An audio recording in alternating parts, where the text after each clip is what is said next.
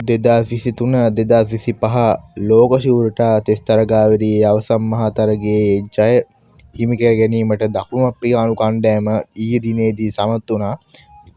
ඒ ලෝක ශූරයන් වන ඔස්ට්‍රේලියානු කණ්ඩායම පරාජයට පත් කරමින් ඉතින් දවස් 5ක ටෙස්ට් තරගයේ දවස් 4කින් ඉවර කරා. ඉතින් තරගයේ ජය තුන්වන දවසේ ඔවුන් සතු කර ගැනීමට දකුණු අප්‍රිකානු කණ්ඩායම සමත් වෙලා තිබුණා.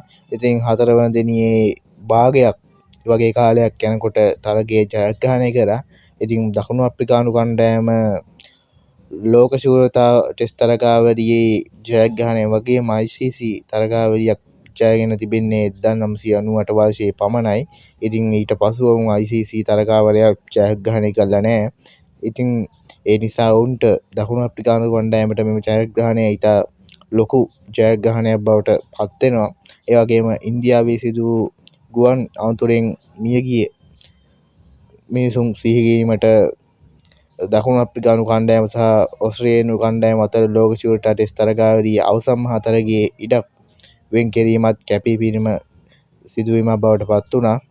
ඉතින් කෙසේ වුවත් දකුණු අප්‍රිකානු කණ්ඩායම ලෝක ශූරතා ටෙස්ට් තරගාවලියේ අවසන් මහ තරගයේ ජය වාර්තා කිරීමට සමත් වුණා.